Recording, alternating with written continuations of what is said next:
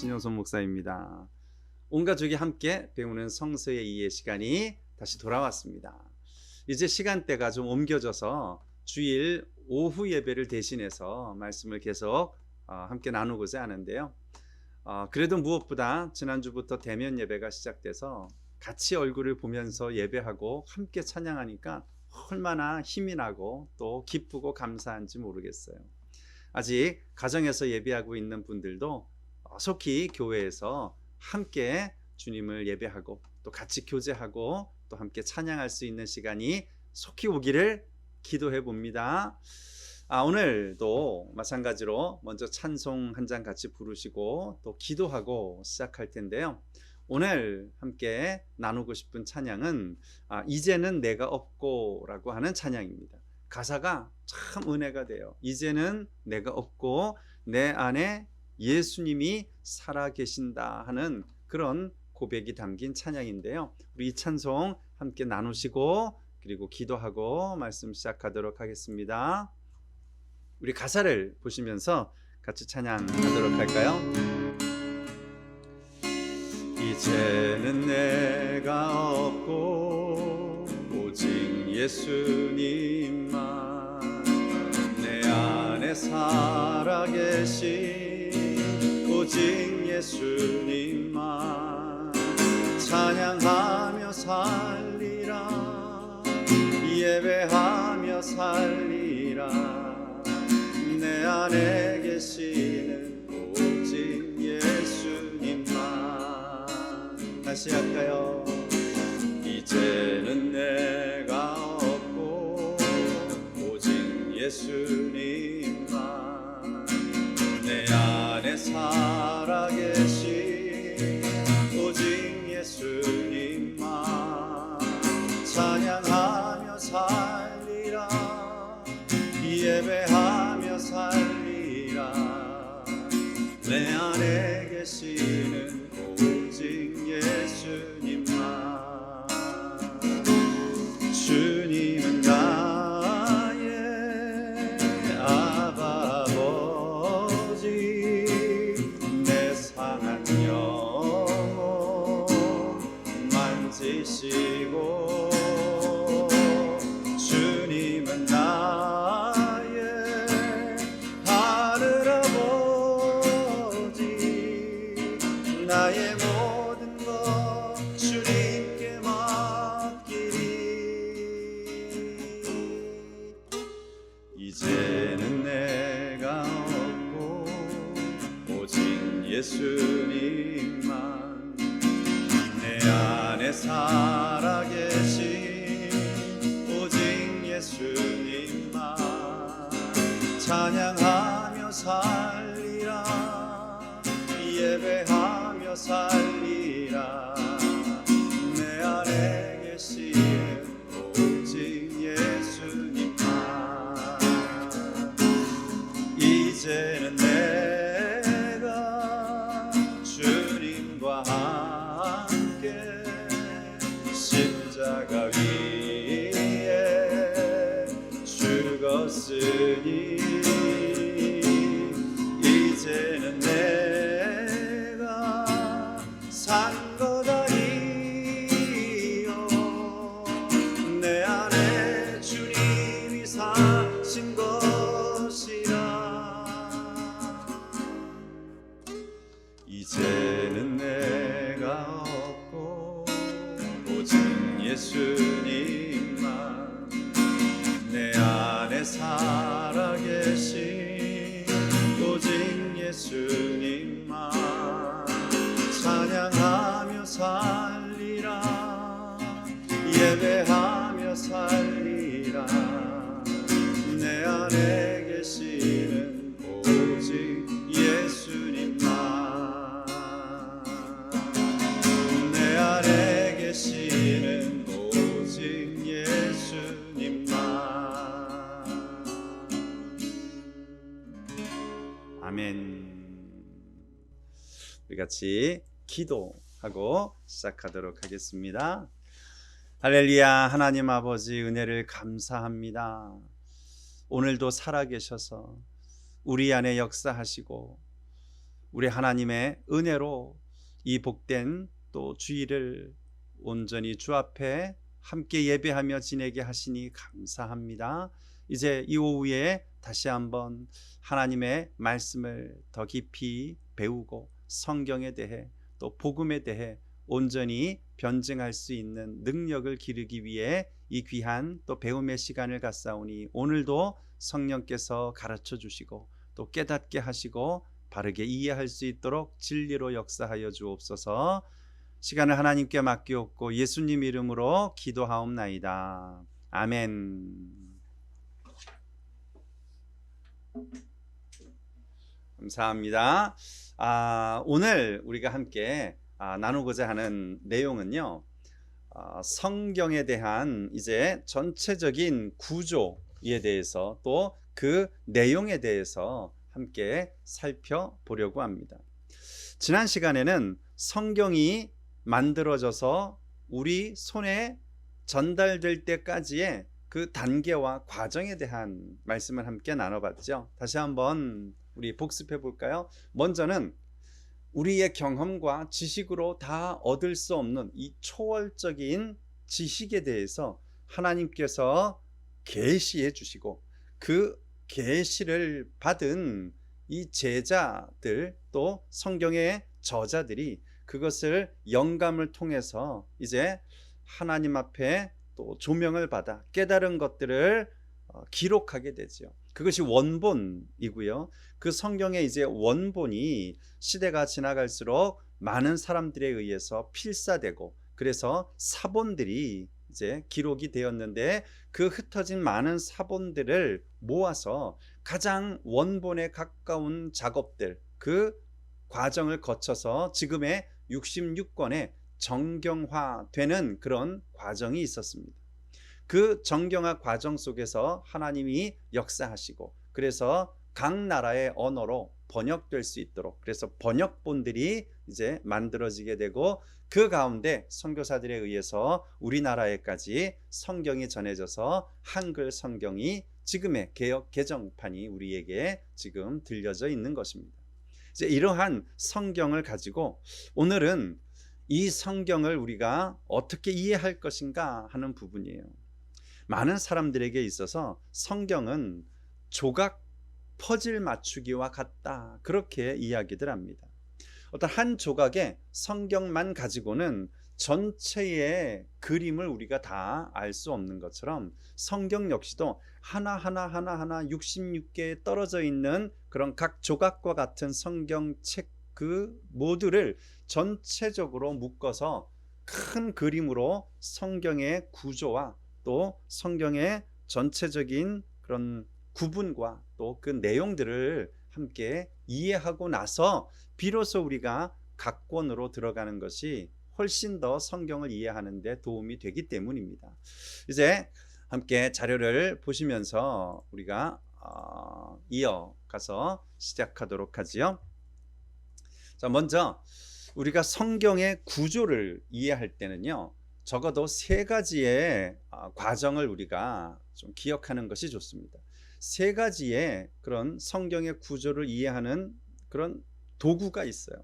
먼저는 장르적인 구분입니다. 그래서 역사서, 시가서, 예언서 이와 같이 어떤 성경을 장르별로 구별해서 그것을 이해하는 경우가 있고요. 두 번째는 시대적인 분류입니다.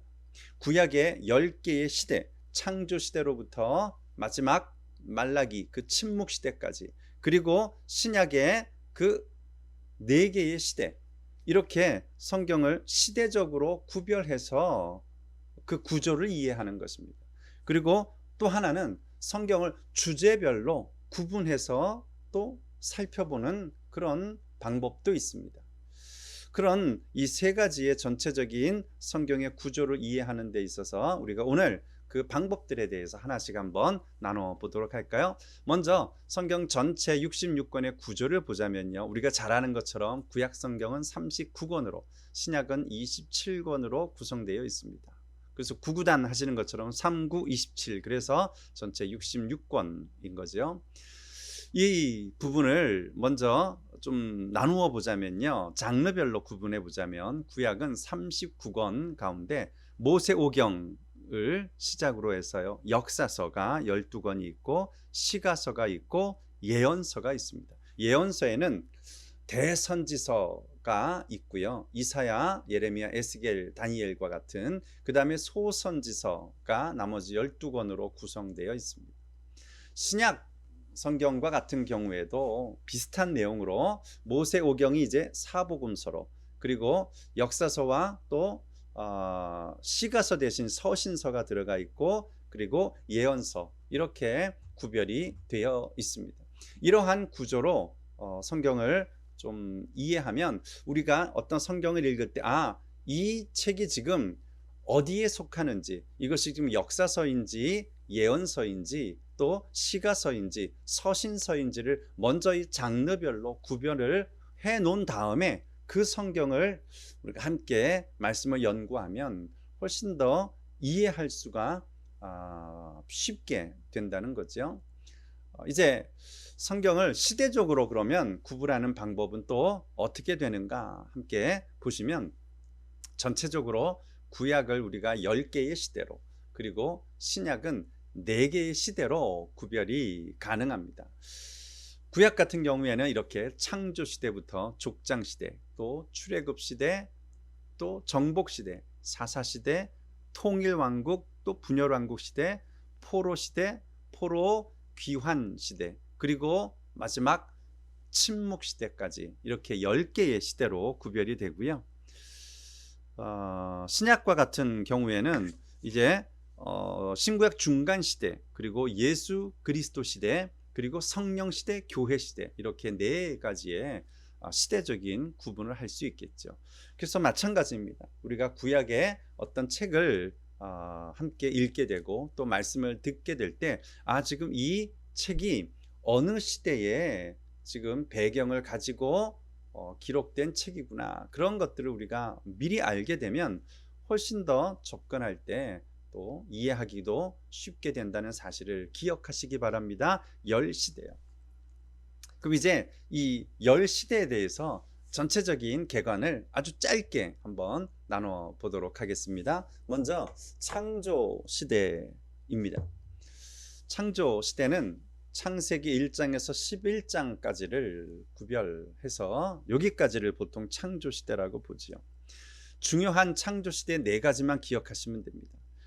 창조, 타락, 노아 홍수, 그리고 바벨탑 사건, 이 4가지를 창조 사건에서 가장 중요한 것으로 여러분들이 기억해 놓으시면 성경을 우리가 조금 더 빨리 개념을 잡을 수 있겠죠. 족장 시대는 창세기 12장부터 마지막 50장까지, 그리고 욥기가 거기에 잠깐 포함되는데요. 여기는 4명의 족장들에 대해서만 집중적으로 언급을 하고 있어요. 창세기가 전체적으로 50장이잖아요. 그 중에 1장에서 11장까지를 이제 창조 시대, 다시 말하면 일반 세상 역사에 대한 내용을 다루고 있다면, 창세기 12장부터 마지막 50장까지는 이제 타락한 인류를 뒤로 하고 4명의 하나님이 선택한 선민, 족장들에게만 말씀이 집중되고 있습니다. 그래서 족장 시대라고 불리우고 있어요. 4명의 족장이 누군지 기억하시죠? 믿음의 조상인 아브라함, 그리고 이삭, 그리고 야곱, 요셉, 이렇게 4명의 족장들에 의해서 말씀이 그 중심으로 가고 있습니다. 이제 이 시대가 끝나면 출애굽 시대가 이어지게 되는데요. 출애굽 시대는 모세오경을 중심으로 이제 출애굽 시대가 됩니다. 애굽 탈출에서부터 광야까지의 삶을 출애굽 시대라고 불리우지요. 여기엔 또 중요한 사건들이 좀 나오지요. 모세의 120년의 인생, 그리고 유월절 사건을 통해서 그들이 출애굽하게 되고, 광야의 40년간의 생활들을 마치고 이제 그 광야의 생활 속에서 10계명을 받게 되고, 또 거기서 하나님께서 보호하시는 은혜를 경험하게 되고, 무엇보다도 이 출애굽 시대의 중요한 사건은요, 성막과 그 다음에 제사 제도가 여기에 이 시대에 확립이 되었다는 사실을 우리가 기억하시면 되겠습니다. 이어서 이제 정복 시대로 넘어가지요. 모세를 중심으로 출애굽 시대를 이끌어 왔다면 이제 여호수아를 중심으로 가나안 정복 시대가 시작이 됩니다. 요단강을 건너 여리고성 아이성 싸움을 중심으로 하는 그런 각 전쟁들, 그 가운데서 순종과 불순종의 결과들이 나타나고 또 각 지파별로 땅을 분배하는 과정까지를 다룬 그런 내용이 정복 시대에 관련된 내용이 되겠습니다. 사사시대는 이 사사기서를 중심으로 이루어지고 있는데 아주 독특한 구조예요. 지금까지 이 신정 체제에서 왕정 체제로 넘어가기 그 직전에 중간에 사사라고 하는 독특한 정치 제도가 잠깐 있었는데요. 12명의 사사, 우리가 잘 아시는 삼손 혹은 기드온과 같은 그런 12명의 사사들을 중심으로 역사를 이루고 있지요. 이 사사시대의 특징은 죄가 반복되는 죄의 악순환을 다루고 있다는 거예요. 그래서 사사기의 주제가 바로 마지막 21장 25절에 나오는 그 결론이 사사기 전체의 주제가 됩니다.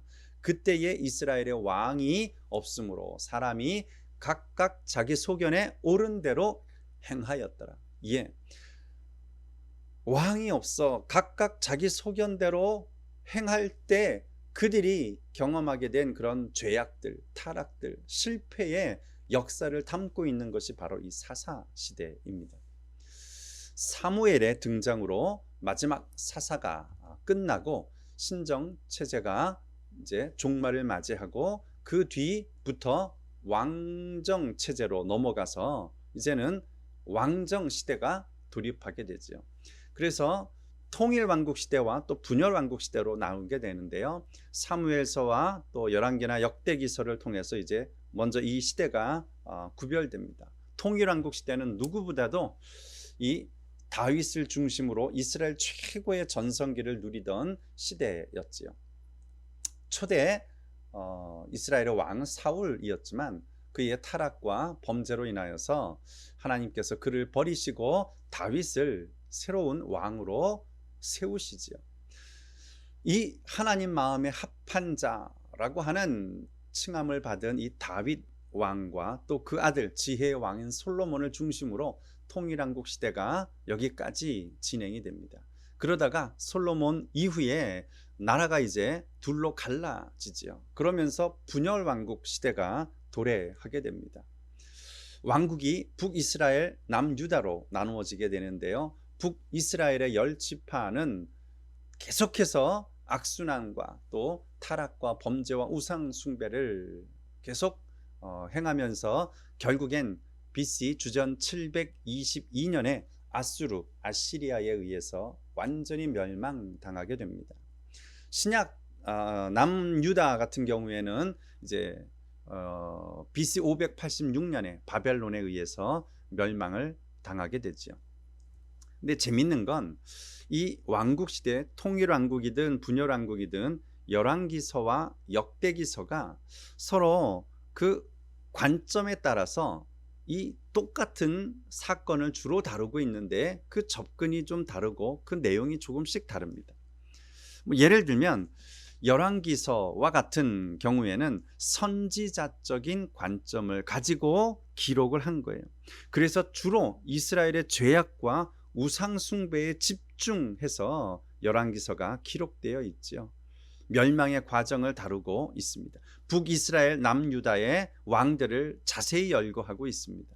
반면에 역대기의 관점은 열왕기와 똑같은 사건을 다루고 있는데 여기는 제사장적인 관점이에요. 다시요, 열왕기서는 선지자적인 관점으로 이스라엘의 죄악과 우상 숭배의 결과에 대해 멸망까지의 사건을 다루고 있다면 역대기서는 제사장적인 관점을 가지고 있기에 북이스라엘의 보다는 남유다의 또 이 예루살렘 성전을 중심으로 주로 역사를 기록하고 있습니다. 예를 하나 들어보자면요, 솔로몬과 같은 경우 열왕기서의 시각에서는 솔로몬의 타락과 또 죄에 대한 지적들, 그를 통해 왕국이 갈라지게 되는 아픔을 다루고 있다면 역대기서는 그런 내용들이 하나도 기록되어 있지 않아요. 성전 건축에 상당한 많은 집중을 하고 있고요. 다윗과 같은 경우도 간음 사건 같은 부정적인 일들은 거의 기록하지 않고 이 하나님께서 이 제사장적인 관점에서 그들을 어떻게 역사 가운데 사용하셨는가 하는 그런 긍정적인 면들을 주로 다루고 있지요. 이제 이 나라가 멸망하면서부터 포로 시대에 접어들게 됩니다. 가장 중요한 책을 꼽자면 에스겔서와 다니엘서를 우리가 들 수 있겠는데요. 바벨론 포로 기간이 70년으로 예언되어 있고요. 이 기간은 고통의 시간이기도 하지만 또 회개의 시간이기도 합니다. 에스겔의 마른 뼈의 환상과 같이 하나님이 회복시켜 줌에 대한 그런 간절한 소망의 기간이기도 하고요.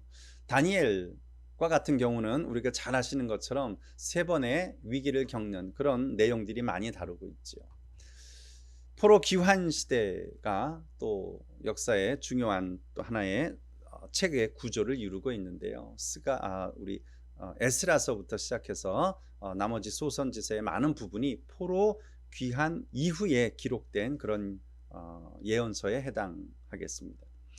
이 바벨론을 정복한 바사 왕국 페르시아 시대에 하나님께서 그 고레스 왕을 사용하셔서 이 예언을 이루시기 위하여 그들에게 유화 정책을 통해 이제 본국으로 돌아갈 수 있도록 특별한 칙령이 내려지게 됩니다.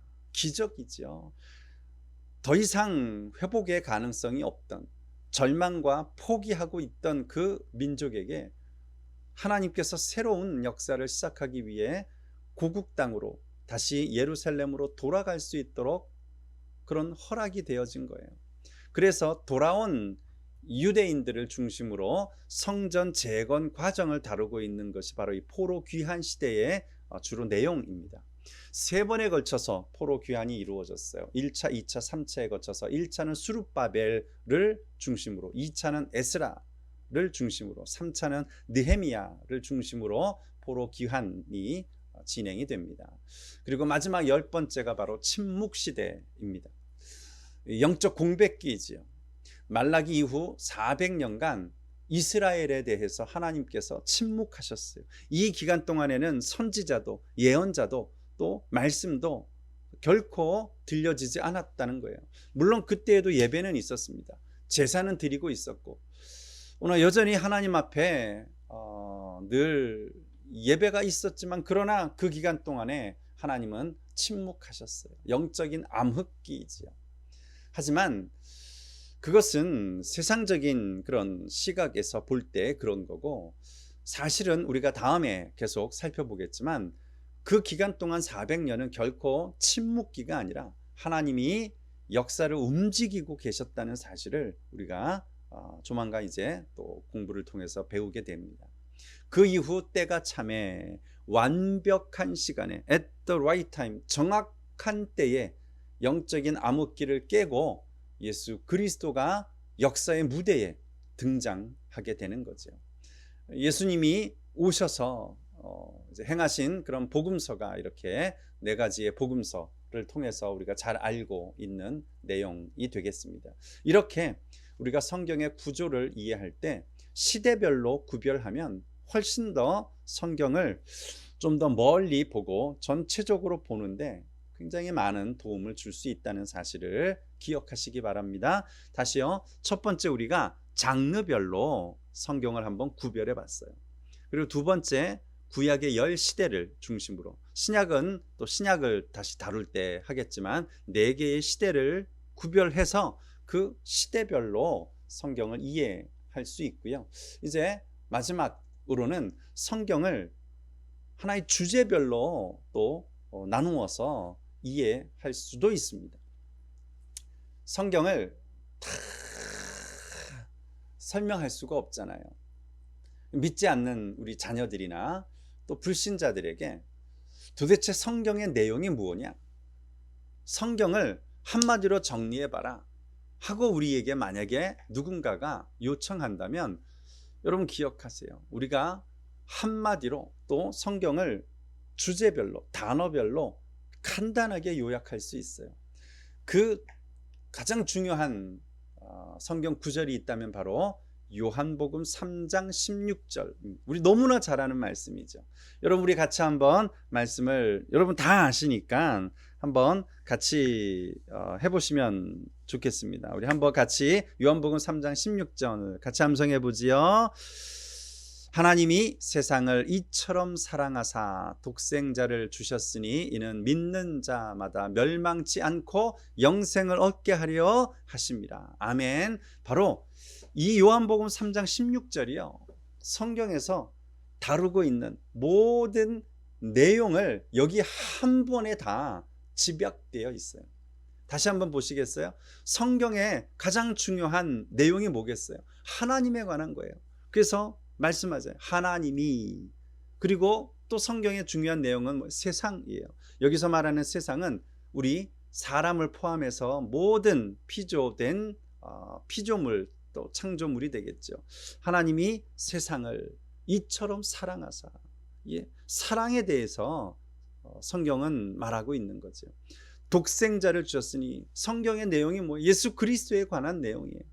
그리고는 믿음에 관한 내용, 이를 믿는 자마다 또 멸망, 종말에 관한 내용을 다루고 있죠. 그리고 마지막은 영생이요.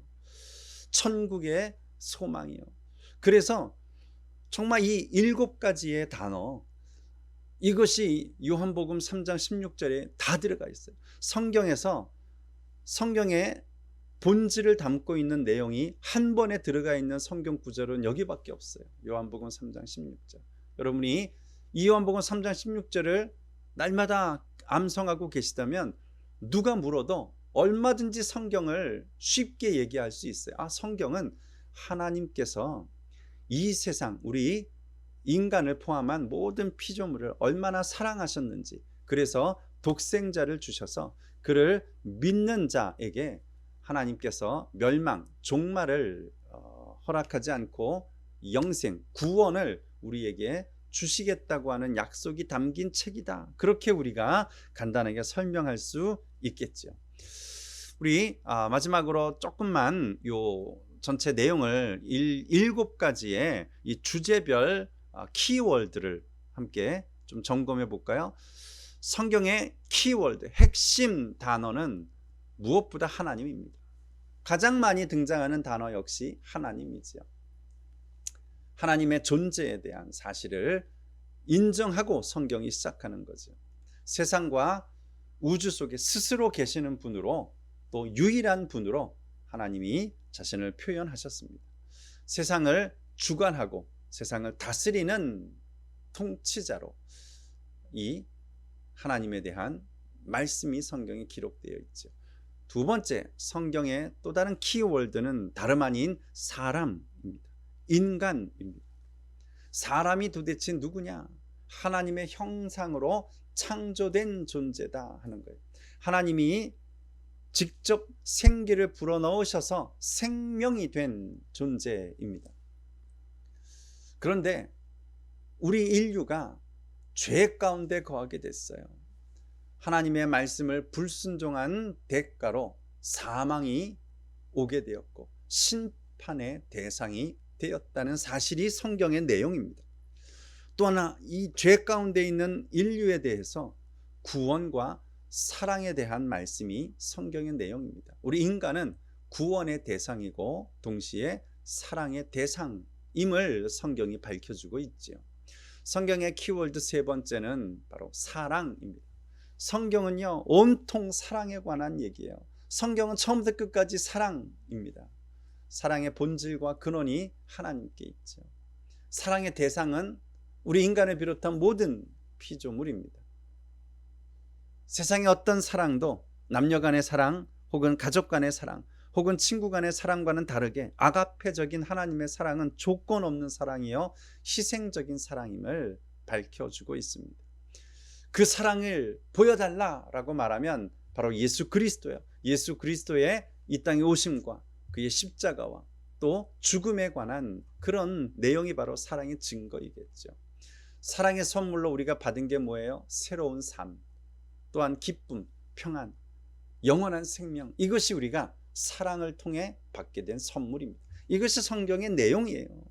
또 성경의 키워드 또 한 가지가 있다면 바로 예수 그리스도입니다. 성경의 중심은 예수님입니다. 성경의 시작과 끝도 예수님입니다. 죄를 해결할 수 있는 유일한 해결책 예수 그리스도입니다. 죽음을 이길 수 있는 유일한 방법 예수 그리스도입니다. 하나님의 사랑에 참된 본체가 예수 그리스도입니다. 인간의 구원이 담긴 역사가 예수 그리스도의 역사입니다. 예수님은 진리와 영생의 길이 되신다는 사실이 바로 성경의 내용이지요. 키워드를 가지고 우리가 성경을 이야기하면 참으로 쉽게 성경이 전달될 수 있다는 거예요. 성경의 또 다른 키워드는 바로 믿음입니다. 다섯 번째, 믿음이요. 성경은 믿음에 관한 책이에요. 하나님은 인간을 구원하시는 데 있어서 다른 행위를 요구하신 적이 없습니다. 우리의 행위로, 우리의 노력으로, 우리의 지식으로는 결코 구원에 이를 수 없습니다. 오직 예수 그리스도를 통해서 그를 믿음으로 우리가 구원을 받는다. 이것이 바로 성경의 핵심입니다. 성경 키워드가 뭐라고요? 믿음이에요. 여섯 번째, 성경의 키워드는 종말에 관한 책입니다. 성경의 내용 중에 많은 예언서 또 선지서에 담겨 있는 중요한 내용은 바로 세상 끝에 관한, 종말에 관한 책이 성경의 내용입니다. 이 종말은 두 가지입니다. 개인적인 종말이 있고 우주적인 종말이 있죠. 개인적인 종말은 죽음이고 우주적인 종말은 바로 말세, 세상의 끝, 심판에 관한 내용입니다. 이 멸망을 피할 수 있는 길도 하나밖에 없습니다. 바로 예수 그리스도를 믿는 것입니다. 오늘 이 성경의 가장 중요한 내용 중에 또 하나가 바로 이 종말에 관한, 심판에 관한 내용임을 우리는 기억해야 하겠죠. 마지막 성경의 일곱 번째 키워드는 영생입니다. 성경은 영생의 방법에 대해서 우리에게 말씀하고 있어요. 영원한 삶에 대해 성경은 우리에게 기록해 주고 있습니다. 예수 그리스도를 통해 온전한 회복이요, 완전한 새로운 삶의 시작, 그것을 바로 영생으로 표현하고 있다는 사실입니다. 자, 여기까지 이제 다시 한번 정리해 보죠. 지금 우리가 오늘 함께 배우는 내용은 성경을 하나하나 그냥 보는 것도 필요하지만 성경을 전체적으로 그림을 그려보고 그 중에 한 조각 한 조각씩 우리가 그것을 떼어서 살펴봐야 한다는 거죠. 성경을 전체적으로 그 구절을 볼 때 세 가지의 방법이 있다고 했습니다. 하나는 장르별로 구분해서 성경을 살피는 거예요. 역사서와 예언서, 시가서, 이렇게 우리가 서신서, 각 장르별로 구별할 수 있겠죠. 또 한 가지는 구약의 10시대, 신약의 4개의 시대, 성경을 시대별로 구분해서 성경을 이해해 보자는 거예요. 창조 시대로부터 시작해서 족장 시대를 거쳐서 출애굽 시대, 그 이후에 이제 마지막 말라기까지 이 400년간의 침묵 시대, 오늘 신약에는 신구약 중간 시대부터 해서 예수 시대, 또 성령 시대, 교회 시대, 이렇게 4가지의 시대로 성경을 우리가 구분해 본다면 성경을 조금 더 빠르게 이해하는 데 유익이 되겠죠. 마지막, 성경을 볼 때 키워드, 핵심 단어, 주제별로 성경을 살펴보는 것도 상당히 큰 유익이 있습니다. 그 주제를 어떻게 정하느냐, 핵심 키워드를 우리가 요한복음 3장 16절로 기준을 삼았어요. 그래서 하나님, 사람, 사랑, 예수 그리스도, 믿음, 종말, 영생, 이 3가지를, 이 7가지를 우리가 함께 하나씩 이 주제를 살피면서 성경의 전체의 내용을 이해하자는 거죠. 결론입니다. 스토리로 성경을 한번 풀어 보자면 구약 성경을 시대별로 또 주제별로 장르별로 다 묶어서 간단하게 한마디로 정리하면 이렇게 요약이 되겠죠. 구약의 스토리는 과연 무엇이냐? 하나님이 모든 것을 창조하신 후에 타락한 인류를 홍수로 심판하시고 또 교만에 빠진 인류가 바벨탑을 쌓아 하나님처럼 올라가고 높아지려고 할 때 하나님이 그 인류를 사방으로 흩어내신 그런 내용이 담겨 있죠. 창조 시대에 관련된 거예요. 이후 아브라함, 이삭, 야곱, 요셉들을 통해서 이들이 애굽에서 큰 민족으로 발전하고 이제 노예 생활 중 모세에 의해서 출애굽하여 여호수아가 약속의 땅으로 인도에 들어갈 때까지 하나님께서 그들을 광야에서 시험하고 훈련하신 내용, 이것이 족장 시대부터 가나안 정복 시대까지의 내용입니다. 가나안에 정착한 이후 14명의 사사들에 의해서 통치가 되고 사무엘을 끝으로 왕정 시대로 변하여 사울, 다윗, 솔로몬의 순서로 이제 그 이스라엘이 각각 발전하고 또 흥망성쇠를 거듭하고 722년에 아수르에 의해 586년 또 바벨론에 의해서 남북 이스라엘이 멸망하는 그런 과정, 왕국 시대 또 분열 왕국 시대까지 다루게 되죠. 솔로몬 죽은 이후에 이스라엘은 남북으로 갈라지고 그 이후에 19명의 악한 왕들의 통치가 끝나고 북이스라엘은 포로로 잡혀가고 남유다는 20명의 또 왕들을 거쳐서 바벨론의 포로로 사로잡혀간 내용 아까 다시 말씀드렸죠. 이어 에스라, 느헤미야와 같은 유대 지도자들을 통하여 다시 유대 땅으로 돌아오는 포로 귀환 시대죠. 그리고 400년 동안의 침묵기라고 불리우는 기간 지난 후에 세례 요한과 함께 예수 그리스도가 이 땅의 주인공으로 역사의 무대에 메시아로 등장하시기까지의 과정이 구약 성경의 내용이 되겠습니다. 신약 성경을 한마디로 요약하자면요, 하나님의 침묵이 끝나고 이스라엘의 세례 요한이라는 선지자가 등장하고 유다 민족에게 다시 회개의 복음을 외치는 것으로 복음서가 시작됩니다.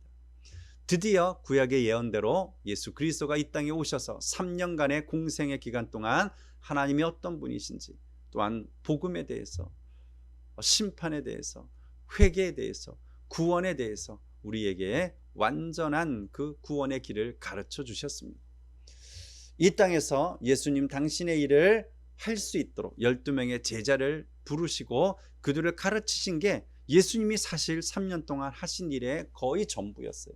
물론 환자도 고치시고 귀신도 쫓아내셨지만 예수님이 오셔서 가장 중요하게 하신 사역은 12명의 제자를 양육하고 그들로 하여금 전 세계 땅끝까지 복음을 전하도록 하는 일이었다는 사실입니다. 하늘로 예수님이 승천하시고 약속하신 성령을 보내어 주시겠다 하신 대로 기다리고 있던 제자들에게 성령이 임하게 되고 그리고는 교회 시대가, 성령 시대가 되죠. 복음이 각 지역으로 전파됩니다. 사도 바울을 중심으로 많은 예수님의 제자들을 통해서 이제 이 성경이 기록되기 시작했죠. 서신서들이 기록되면서 교회 시대를 맞이하지요. 그러면서 마지막 사도 요한과 같은 경우 종말에 대한 하나님의 계획을 보여주는 요한계시록을 작성합니다. 자, 성경은 시작할 때와 끝이 동일합니다.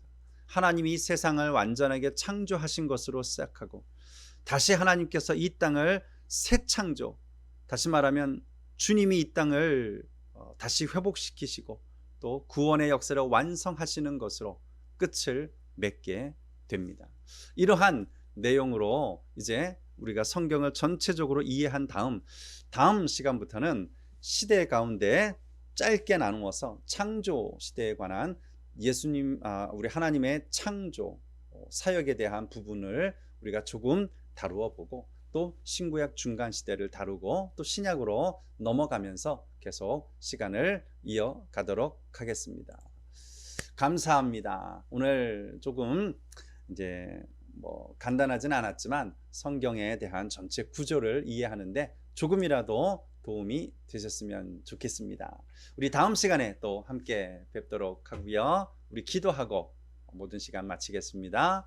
하나님 감사합니다. 성경을 더 잘 배우고 싶고 또 성경을 더 잘 깨닫고 이해하고 싶어서 우리가 이 성서의 이해 시간을 갖습니다. 하나님, 오늘 정말 우리가 함께 배운 대로 성경을 들여다보는 그 시각이 좀 더 넓어져서 우리가 장르별로, 때로는 시대별로, 때로는 주제별로 성경을 넓게 보고 성경의 내용을 이해하고, 그래서 우리 불신자들에게 또 믿음이 약한 자들에게 성경을 쉽게 전하고 또 가르칠 수 있도록 하나님 우리에게 오늘 우리가 배운 바를 잘 깨달아 하나님의 말씀이 더 잘 귀에 들리고 더 잘 이해할 수 있는 일에 유익이 될 수 있도록 역사해 주옵소서. 예수님 이름으로 기도하옵나이다. 아멘. 감사합니다. 다음 시간에 함께 뵙겠습니다. 한 주간 평안하십시오.